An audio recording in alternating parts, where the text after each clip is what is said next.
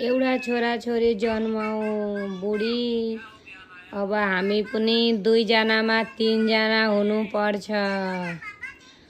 मैले बहुत सुते बहुत आराम गरे जिन्दगीमा मलाई निन्द्रा लाग्न छोडो अब भनेको अहिले निक्लिँदैछ ऊ हेर्नु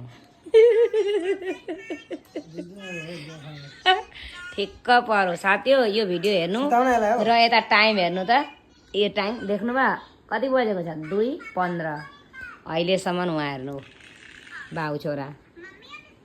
कालु राम्रो लाग्दैछ तपाईँलाई जिन्दगी आफ्नो